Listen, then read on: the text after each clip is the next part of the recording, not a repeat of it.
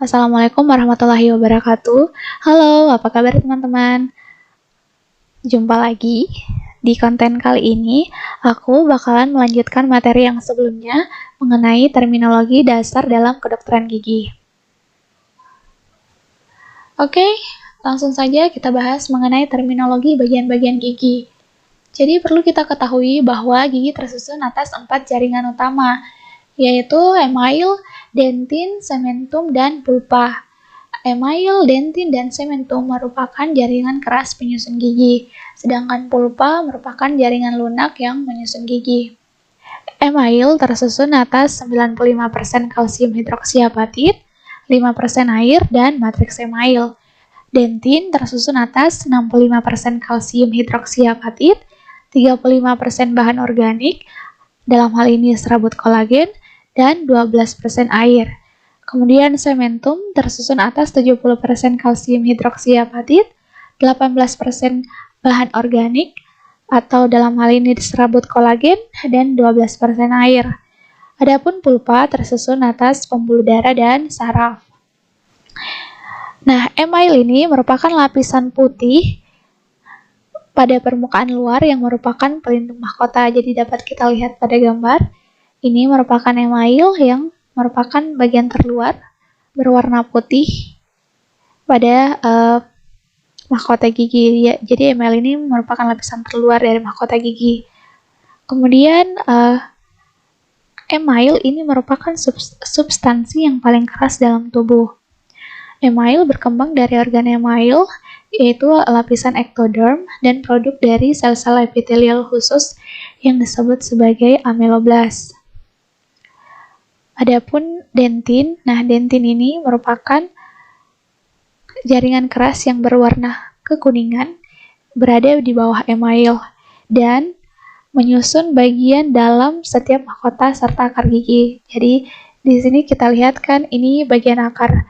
Di sini ini bagian akar gigi.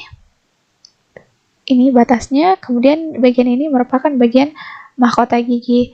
Nah, dari sini ke sini ini merupakan dentin. Jadi dentin ini menyusun bagian mahkota dan juga akar gigi. Nah, pada akar gigi, dentin berada di bawah cementum. Sedangkan pada mahkota, dentin berada di bawah email. Adapun sel-sel yang membentuk dentin disebut sebagai odontoblast yang merupakan lapisan mesoderm. Kemudian cementum. Jadi cementum ini merupakan lapisan luar berwarna kuning suram yang terdapat pada akar gigi. Cementum sangat tipis pada bagian cervical. Jadi di sini bisa kita lihat semakin ke cervical, lapisan cementum ini akan semakin tipis. Adapun sel-sel yang menghasilkan cementum itu disebut sebagai cementoblast yang merupakan lapisan mesoderm. Selanjutnya pulpa. Jadi pulpa adalah jaringan lunak yang tidak terkalsifikasi atau termineralisasi pada kavitas atau ruang di tengah mahkota hingga akar gigi. Bisa kita lihat di sini, ini merupakan pulpa. Jadi di sini pulpa memiliki rongga di mana pada bagian mahkota disebut sebagai kamar pulpa, sedangkan pada bagian akar disebut sebagai saluran pulpa atau lebih umum disebut sebagai saluran akar. Nah, saraf dan pembuluh darah akan masuk ke gigi melalui foramen apikal. Jadi di sini masuk ke dalam gigi melalui foramen apikal dan terus ke dalam pulpa. Nah, pulpa berkembang dari papila dental atau lapisan mesoderm. Jadi pulpa ini merupakan jaringan ikat lunak yang kaya akan pembuluh darah dan saraf. Secara umum, fungsi pulpa ada 4, yaitu fungsi formatif, sensoris, nutritif, dan pertahanan atau pelindung. Fungsi formatif di sini maksudnya yaitu pulpa berfungsi untuk memproduksi dentin atau odontoblast. Kemudian fungsi sensoris maksudnya yaitu di dalam pulpa terdapat ujung saraf-saraf yang akan mengirim impuls atau rasa sakit yang disebabkan oleh rangsangan, baik itu rangsangan panas, dingin, atau trauma, ataupun infeksi lainnya. Adapun fungsi nutritif, jadi di sini pembuluh darah yang ada dalam pulpa itu akan membawa makanan dari darah ke sel-sel pulpa dan odontoblas yang nantinya akan menghasilkan dentin. Adapun untuk fungsi pertahanan atau pelindung, di sini pulpa akan merespon terhadap injury atau adanya karies dengan membentuk dentin reparatif. Mungkin kita bisa lihat biasanya pada gigi yang berlubang itu terdapat bagian yang kehitaman dan keras. Nah, itu disebut sebagai dentin reparatif. Kemudian ya di sini untuk gambaran radiografinya bisa kita lihat ini yang berwarna radiopak atau yang warna putih ini merupakan email, sedangkan di bawah email ini merupakan dentin. Kemudian yang di tengah-tengah ini yang radiolucent berwarna kehitaman ini merupakan pulpa. Dan di sini ada sementum. Mungkin di sini tidak terlihat jelas karena memang sementum itu dalam gigi yang melapisi gigi itu tipis. Selanjutnya, terminologi permukaan gigi. Gigi anterior dan posterior memiliki 5 permukaan yang diberi nama sesuai dengan posisi dan kegunaannya. Bisa kita lihat di sini ada permukaan labial, bukal, fasial, lingual, palatal, mesial, distal, proksimal, insisal, dan oklusal. Kita bahas satu-satu ya. Yang pertama, permukaan fasial. Permukaan fasial adalah permukaan yang menghadap ke wajah, yaitu permukaan gigi di dalam mulut yang letaknya berhadapan atau di sebelah pipi atau bibir. Nah, pada gambar di sini kita lihat permukaan fasial itu berada di sini. Ini berada pada bagian luar dari gigi. Permukaan fasial gigi dapat digunakan untuk menunjukkan permukaan gigi anterior ataupun posterior. Nama lain untuk permukaan fasial gigi posterior adalah bukal, karena permukaan gigi tersebut menghadap ke pipi atau bukal. Nah, pada gambar bisa kita lihat ini kan gigi posterior. Nah, gigi posterior ini pada sisi luarnya itu menghadap ke pipi atau bukal, makanya disebut permukaan bukal. Kemudian, nama lain untuk permukaan fasial gigi anterior disebut sebagai permukaan labial karena terletak di sebelah bibir. Selanjutnya, permukaan lingual. Permukaan lingual adalah permukaan gigi yang paling dekat dengan lidah, sehingga lebih sering digunakan untuk gigi rahang bawah. Namun, pada beberapa textbook atau jurnal juga menggunakan istilah permukaan lingual itu untuk rahang atas. Namun, sebenarnya atau paling umum untuk rahang atas itu istilah yang paling sering digunakan ialah permukaan palatal, karena pada rahang atas bagian dalamnya itu berhadapan langsung dengan palatum atau palatal, sehingga disebut sebagai permukaan palatal. Nah, ini pada gambar ini merupakan permukaan palatal, sedangkan untuk rahang bawah disebut permukaan lingual. Kemudian permukaan oklusal. Permukaan oklusal adalah permukaan pengunyahan gigi posterior. Nah, ini pada gambar ini permukaan yang pada tempat bertemunya permukaan gigi rahang atas dan rahang bawah itu disebut permukaan oklusal. Ini permukaan bagian atasnya. Sedangkan untuk gigi anterior, sisi ini yang di atas ini disebut sebagai permukaan insisal.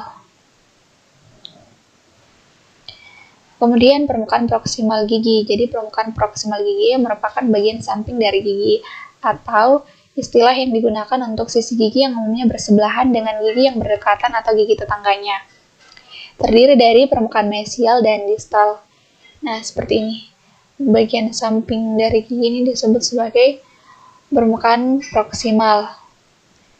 Nah, untuk permukaan mesial permukaan mesial yaitu permukaan samping gigi yang berdekatan dengan garis median.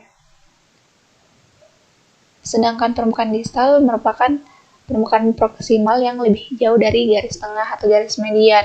Jadi contohnya ini gigi incisivus centralis, sisi ini yang dekat dengan garis tengah disebut sebagai permukaan mesial, sedangkan yang ini disebut sebagai permukaan distal. Contoh lainnya misalnya ini gigi caninus, sisi ininya yang samping yang jauh dari garis tengah disebut dengan permukaan distal, sedangkan sisi yang satunya lagi yang lebih dekat dengan garis tengah yang ini itu disebut sebagai permukaan mesial. Selain itu juga dikenal istilah daerah servikal. Dalam bahasa Latin, servikal artinya leher, yang mengacu pada penyempitan permukaan gigi pada atau dekat dengan CEJ atau segmental enamel junction, di mana mahkota bertemu dengan akar gigi. Jadi seperti pada gambar yang ini merupakan daerah servikal, yaitu pertemuan antara akar dan mahkota gigi. Ini tampakan fasial. Kemudian untuk tampakan proksimal atau dari sisi samping, ini kita bisa lihat ini merupakan daerah servikal yang juga terdapat CEJ atau segmental enamel junction. Selanjutnya garis dan titik sudut. Garis sudut merupakan garis di mana dua permukaan gigi bertemu. Adapun titik sudut merupakan pertemuan tiga permukaan gigi pada satu titik. Nah, cara untuk menamakan suatu garis sudut, yang pertama kita kombinasikan dua permukaan, kemudian mengubah akhiran al jadi o pada permukaan pertama, dan untuk urutannya yaitu pertama mesial, kemudian distal, lalu fasial, atau dalam hal ini bukal atau labial, kemudian lingual, dan terakhir oklusal atau insisal. Contohnya misalnya ini garis sudut mesiobukal, yaitu pertemuan permukaan mesial dan bukal. Nah, untuk urutannya kan di sini lebih dahulu mesial, kemudian bukal. Jadi disebut sebagai mesiobukal line angle. Kemudian misalnya kita ingin menyebut garis sudut, yaitu pertemuan antara permukaan distal dan permukaan bukal, maka namanya itu distobukal, karena lebih dahulu distal, kemudian bukal, jadi distobukal. Untuk gigi anterior juga sama, ya sama seperti posterior. Jadi kita gabungkan, misalnya di sini ini kan pertemuan antara permukaan mesial dan permukaan labial yang ini, maka disebut sebagai mesiolabial line angle. Nah, di sini kan kata mesial diubah jadi al, akhiran alnya diubah jadi o, lalu kita gabung dengan kata labial, jadi mesiolabial. Urutannya seperti ini ya, mesial dulu, terus distal, kemudian fasial, atau dalam hal ini bukal atau labial, kemudian lingual, dan oklusal atau insisal. Nah, ini merupakan jumlah sudut garis pada gigi anterior maupun posterior. Untuk gigi anterior sendiri memiliki 6 sudut garis yang terdiri dari mesiolabial, distolabial, mesiolingual, distalingual, labioinsisal, dan linguoinsisal.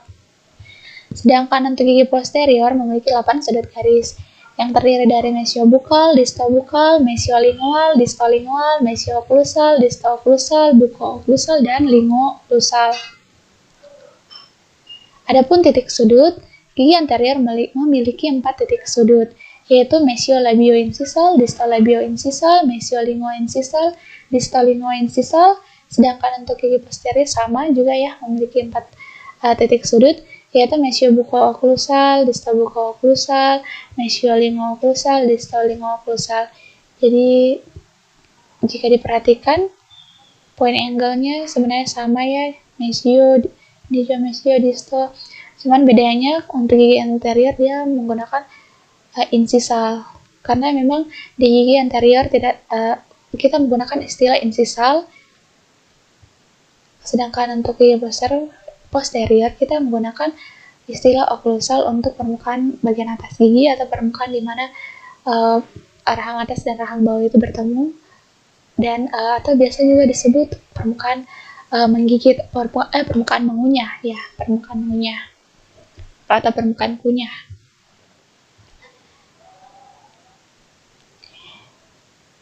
Nah, ini gambarnya ya, bisa kita lihat untuk point angle.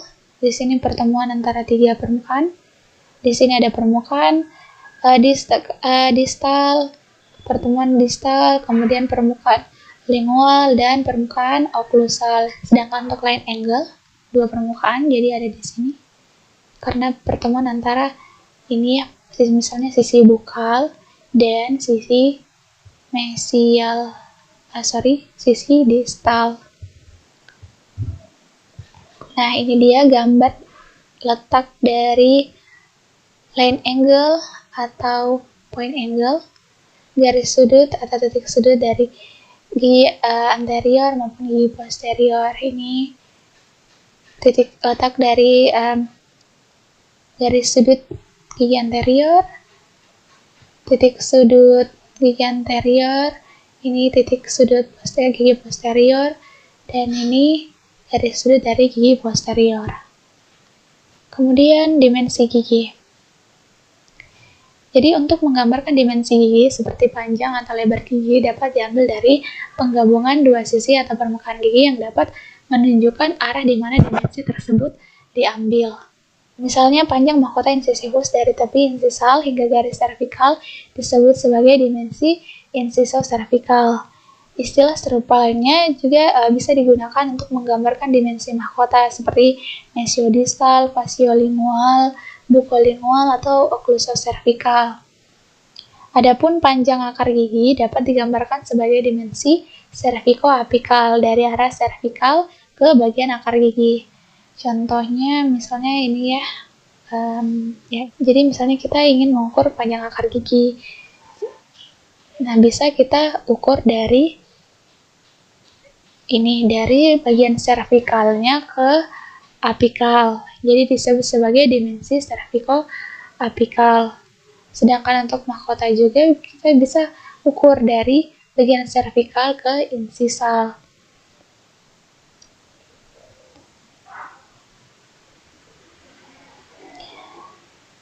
Nah, adapun dimensi gigi yang penting atau yang perlu diketahui yaitu gigi dengan mahkota yang terpanjang yaitu caninus bawah, gigi yang terpanjang secara keseluruhan caninus atas, gigi terlebar mesiodistal molar pertama bawah, gigi terlebar bukolingual molar pertama atas, dan gigi tersempit mesiodistal itu insisif sentral bawah. Nah, fungsinya apa kita mengetahui ini? Jadi misalnya di bidang proseduransi atau pembuatan gigi tiruan lengkap, nah ini bisa jadi acuan kita. Jadi bisa kita mengetahui bahwa ternyata untuk menyusun ukuran gigi caninus itu ukuran mahkotanya tuh lebih panjang dibanding mahkota lainnya. Jadi nanti pada saat kita buat gigi tiruan lengkap itu tidak salah lagi. Jangan sampai kita membuat mahkota gigi caninus itu lebih pendek dari gigi lainnya. Kemudian pembagian sepertiga mahkota dan akar gigi. Saat melihat gigi dari permukaan fasial, lingual, mesial, atau distal, kita dapat membagi gigi baik itu secara horizontal ataupun vertikal menjadi 3 bagian. Nah, di sini untuk gigi anterior dari arah fasial atau labial, kita dapat membagi akarnya menjadi 3 bagian, yaitu sepertiga apikal, sepertiga tengah, dan sepertiga servikal. Mengapa disebut di sini sepertiga apikal? Karena ini lebih dekat dengan daerah apikal gigi, dan ini di sini disebut sepertiga servikal karena berada pada daerah servikal. Jadi untuk akar gigi dapat dibagi menjadi 3 bagian secara garis horizontal, yaitu sepertiga apikal, sepertiga tengah, dan sepertiga servikal. Sedangkan untuk mahkota gigi juga dapat dibagi menjadi 3 bagian, yaitu sepertiga servikal, sepertiga tengah, dan sepertiga insisal.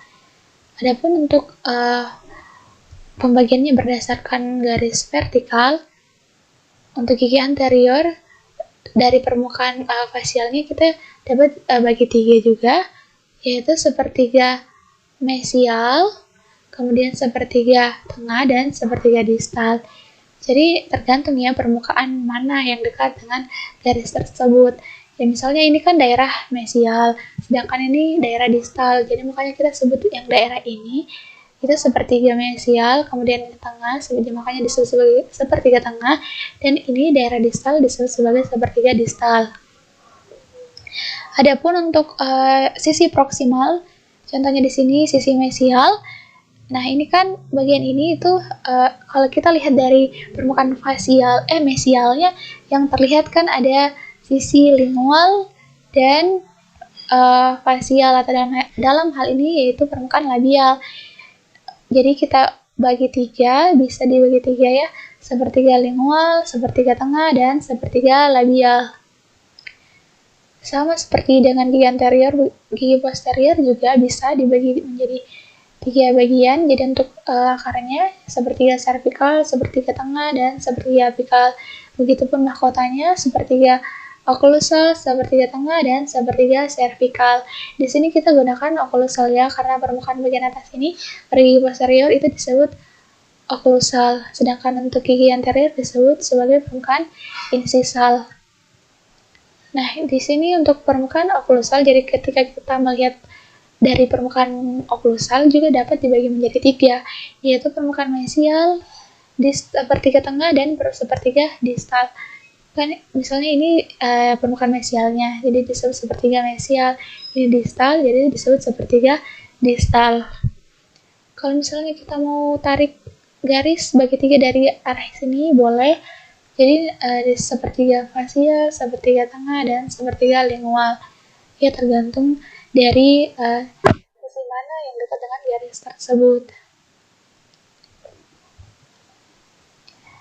Selanjutnya rasio akar dan mahkota. Jika diketahui panjang akar gigi yaitu dari garis servikal ke ujung akar, dan panjang mahkota yaitu dari servikal ke insisal atau oklusal, maka kita dapat menghitung rasio akar terhadap mahkota. Karena rasio akar terhadap mahkota yaitu panjang akar dibagi panjang mahkota. Misalnya rata-rata panjang akar gigi incisivus centralis rahang atas yaitu 13 mm, kemudian panjang mahkotanya yaitu 11,2. Nah, di sini bisa kita lihat panjang antara mahkota dengan akarnya itu tidak jauh berbeda. Rasio akar terhadap mahkotanya yaitu 13 dibagi 11,2 yaitu 1,16. Nah, apabila angka ini atau hasilnya mendekati 1, itu menunjukkan bahwa akar tidak lebih panjang dari mahkota. Nah, di sini coba kita bandingkan dengan gigi caninus, di mana gigi caninus rata-rata akarnya itu lebih panjang dibanding dengan mahkotanya. Di sini panjang rata-rata gigi caninus, rata-rata akar gigi caninus yaitu 16,5 mm, sedangkan mahkotanya yaitu 10,6 mm. Jadi 16,5 dibagi 10,6 hasilnya yaitu 1,56, yang menunjukkan bahwa akarnya itu lebih dari 1,5 kali lebih panjang dari mahkotanya. Nah, rasio ini dapat menjadi signifikan secara klinis karena gigi dengan rasio akar dan mahkota yang kecil atau mendekati 1 ini bukan merupakan pilihan terbaik untuk dijadikan sebagai penyangga gigi palsu. Jadi pentingnya kita mengetahui rasio mahkota dan akar karena ini dapat membantu kita dalam pembuatan gigi palsu atau dapat membantu kita untuk memilih gigi pendukung atau gigi yang dapat digunakan sebagai penyokong atau pendukung dari gigi tiruan yang misalnya nanti akan kita buat. Oke, selanjutnya terminologi morfologi gigi. Oke, yang pertama cups. Jadi dalam kedokteran gigi, cups dapat diartikan sebagai elevasi membulat pada mahkota gigi atau bagian mahkota gigi yang menonjol seperti gundukan atau bukit dan terbagi menjadi beberapa bagian pada permukaan oklusal. Di sini bisa kita lihat ini pada bagian ini yang seperti bukit ini disebut sebagai cups. Ini. Nah, pada premolar itu memiliki dua cups. Ini cups bukal karena berada pada daerah bukal, kemudian cups lingual atau berada pada daerah lingual. Pada dasarnya, cups berbentuk piramida atau kerucut dan memiliki bagian yaitu cups tip atau ujung cups, kemudian cups ridge slopes atau permukaan miring yang membentuk sudut di ujungnya dan disebut sebagai lereng cups atau slopes. Jadi ini lerengnya atau slope-nya, ini ujungnya. Kemudian ada juga disebut sebagai ridge-nya, tergantung di mana ridge itu berada, di labial kah, bukal atau lingual. Contohnya di sini berada pada permukaan labial, makanya disebut sebagai labial ridge. Oke, kita latihan lewat gambar ya. Misalnya ini sisi distalnya, ini sisi mesial, ini sisi bukal, dan ini sisi lingualnya. Jadi cups yang ini pada daerah ini disebut sebagai cups disto bukal. Yang ini disto lingual. Sedangkan yang ini yang ada pada sisi mesial, yang ini karena berada pada sisi mesial dan bukal, makanya disebut sebagai mesio bukal. Dan yang ini karena berada pada daerah atau permukaan lingual dan mesial, maka disebut sebagai cups mesiolingual. Contohnya untuk gigi premolar itu ada dua cups, yaitu cups bukal dan cups lingual. Kemudian untuk premolar juga, di sini ada premolar yang tipenya 3 cups. Jadi ada cups bukal, kemudian distolingual dan mesiolingual. Untuk molar ada mesiobukal, distobukal, distolingual, mesiolingual. Selanjutnya tubercle. Tubercle adalah elevasi atau tonjolan kecil pada beberapa bagian mahkota gigi yang dihasilkan dari pembentukan email yang berlebih. Contohnya nih untuk gigi incisivus rahang atas.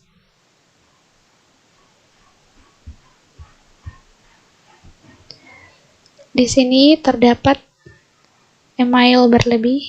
Nah, nanti bisa kita lihat lebih menonjol. Kemudian cingulum. Cingulum adalah konveksitas atau tonjolan atau lobus yang ditemukan pada sepertiga servikal atau aspek lingual ataupun palatal gigi anterior. Jadi cingulum ini lebih menonjol pada gigi permanen daripada gigi sulung dan juga pada gigi rahang atas dibanding gigi rahang bawah. Gambarnya di sini contohnya ini. Nah, ini daerah yang menonjol ini yang berada di sepertiga servikal ini merupakan cingulum. Ini juga ya, ini namanya cingulum. Ini cingulum. Selanjutnya ridge. Ridge adalah elevasi linear pada permukaan gigi yang diberi nama sesuai dengan lokasi atau bentuknya. Nah, ini berbagai jenis ridge berdasarkan letaknya. Misalnya labial ridge. Labial ridge ini adalah tonjolan yang terlihat pada permukaan labial.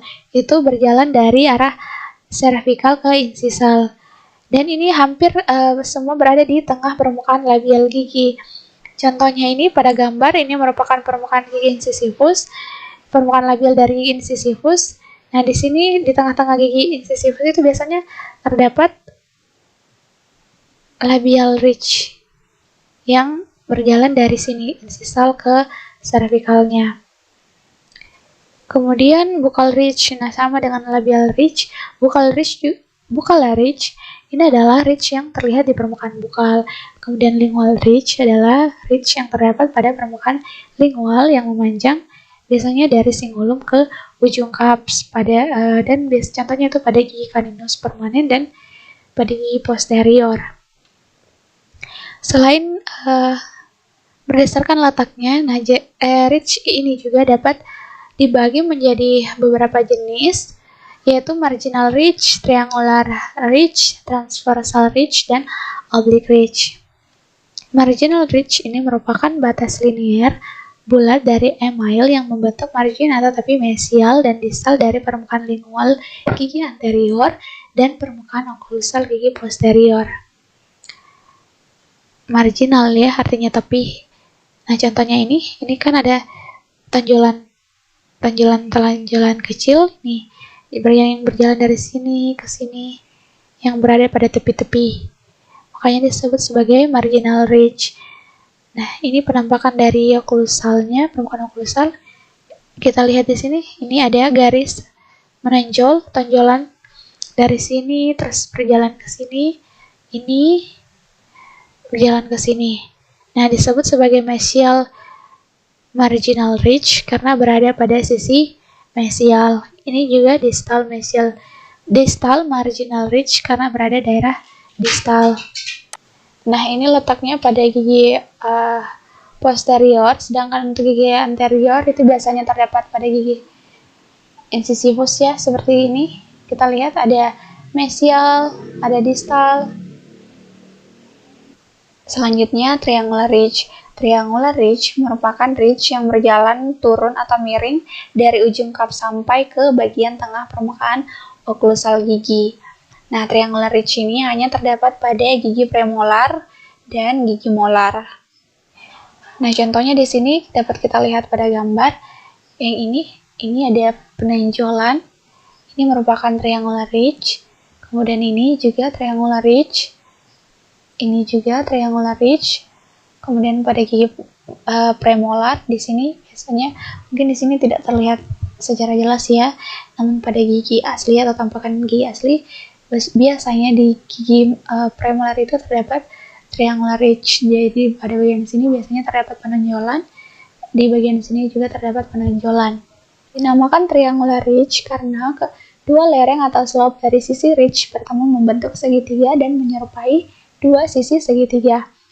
Nah, ini misalnya di sini kan ini ridge-nya, ini triangular ridge-nya.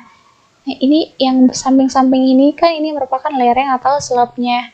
Ini merupakan lorong atau slope-nya.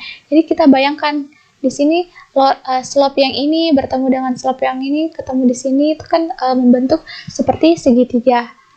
Nah, triangular ridge juga ini diberi nama sesuai dengan cups atau letaknya.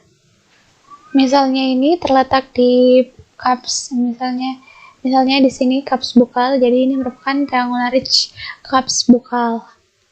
Kalau misalnya letaknya di lingual, berarti triangular ridge cups lingual. Kemudian transversal ridge. Transversal ridge merupakan ridge yang dibentuk oleh penyatuan triangular ridge bukal dan lingual yang melintasi permukaan gigi posterior dalam arah transversal atau bukolingual. Pada gambar bisa kita lihat ya. Dari sini ke sini. Ini ya, juga contohnya ini. Ini ada kayak tonjolan kecil. Kalau disebut satu-satu ini kan triangular ridge pada cups bukal, ini triangular ridge pada sisi lingual. Nah, kalau disatukan berjalan dari bukal ke lingual itu namanya transversal ridge. Kemudian ada juga istilah oblique ridge. Jadi oblique ridge ini merupakan ridge yang menyilang secara miring pada permukaan oklusal molar rahang atas dan dibentuk oleh penyatuan triangular ridge mesiopalatal dan cups distobukal. Jadi oblique ridge ini terdapat pada permukaan oklusal gigi molar kedua, decidui rahang atas, dan semua gigi molar rahang atas permanen. Pada gambar contohnya seperti ini ya. Jadi menyilang oblique dari sisi mesial cups, kemudian menyilang ke distal cups. Selanjutnya cervical ridge. Jadi cervical ridge ini berjalan mesiodistal pada sepertiga permukaan bukal cervical dari mahkota. Nah, terdapat cervical ridge ini terdapat pada semua gigi sulung, tetapi pada gigi permanen itu hanya terdapat pada gigi molar. Bisa kita lihat contohnya buccal cervical ridge. Mungkin kurang jelas ya karena dari oklusal. Nah, intinya di sini pada bagian buccal dari molar itu ada disebut sebagai buccal cervical ridge. Jadi kayak penonjolan begitu pada bagian cervicalnya, pada sepertiga cervical bagian bucalnya. Kemudian fossa, jadi fossa ini didefinisikan sebagai lekukan atau cekungan yang membulat, lebar, dangkal, dan tidak teratur terdapat pada permukaan mahkota gigi. Nah, jenis-jenis fossa ada disebut sebagai fossa lingual, yaitu lekukan dangkal yang tidak beraturan yang ditemukan pada permukaan lingual, gigi incisivus, dan gigi caninus atau pada gigi anterior.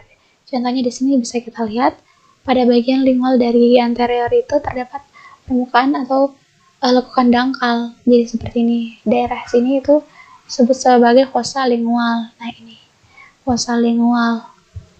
Kemudian ada juga istilah fossa triangular.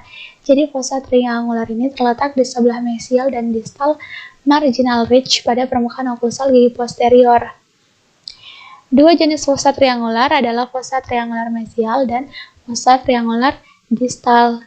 Nah, fossa triangular sendiri ini disebut sebagai fossa minor atau fossa kecil ya, karena di sini pada gigi posterior itu ukurannya kecil.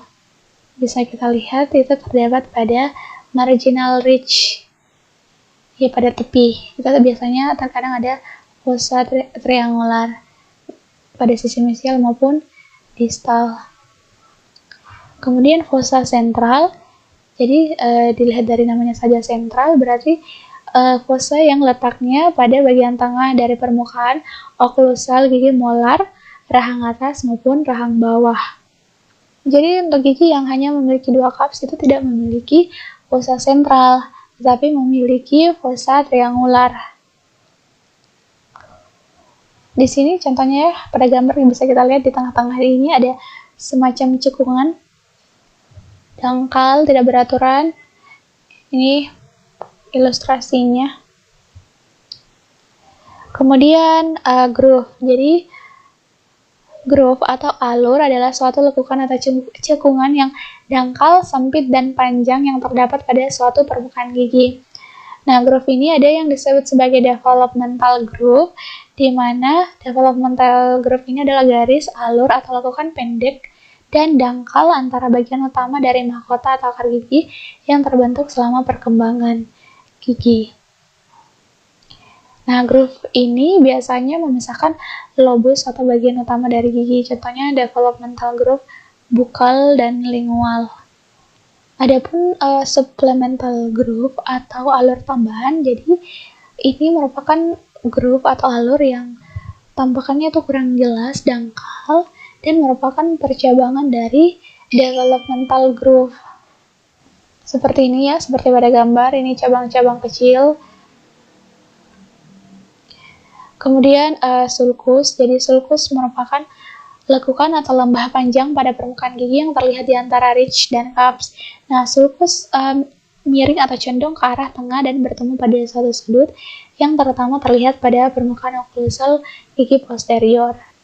Sedangkan pit, jadi pit ini merupakan bagian kecil atau pinpoint yang terletak di persimpangan atau bagian terminal dari developmental groove.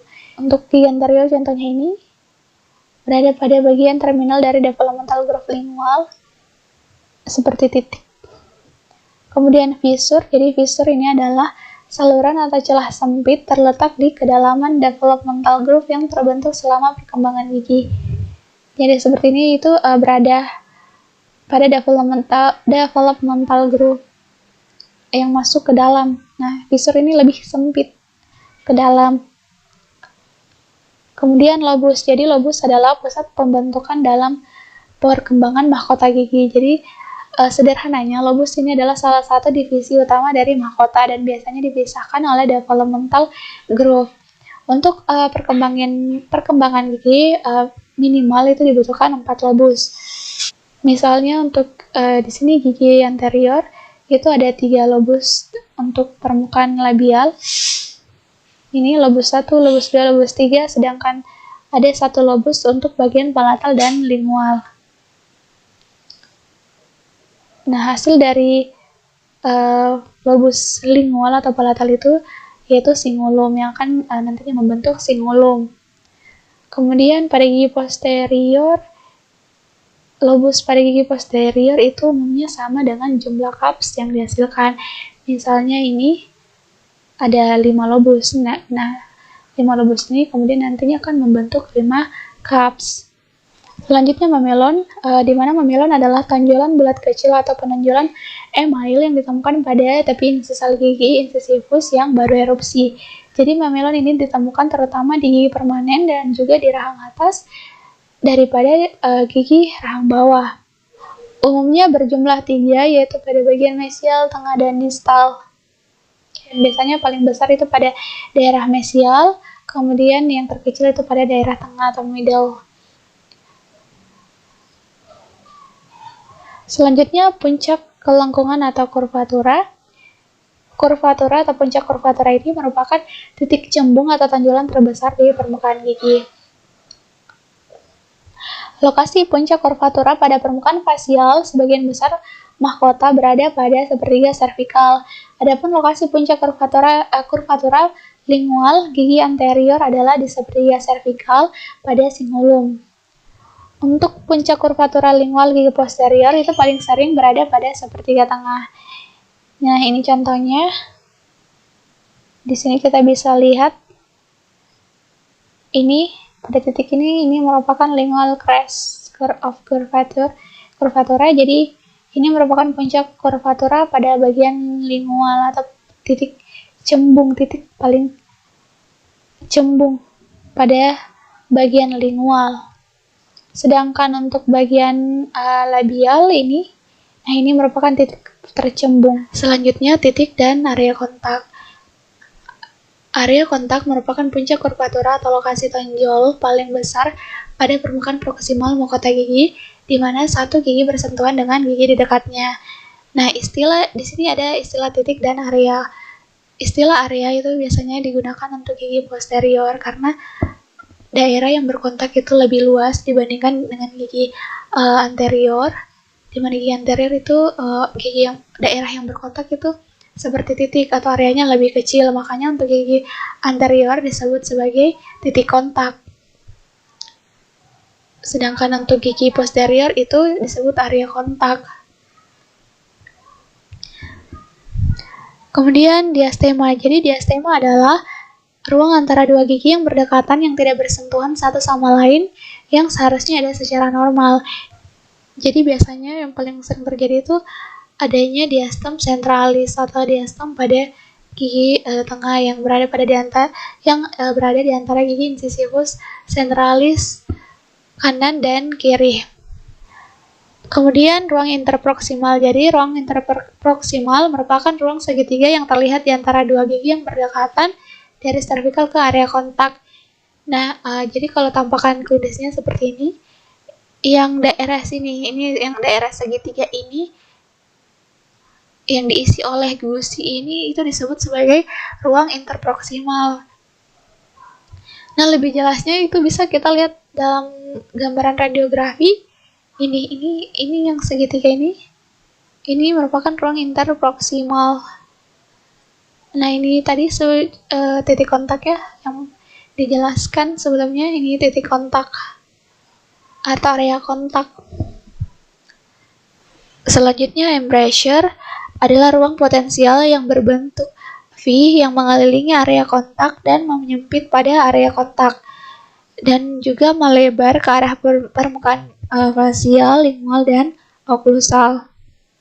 Seperti ini, jadi ini lekukan yang masuk ke dalam yang berbentuk V itu disebut sebagai embrasure.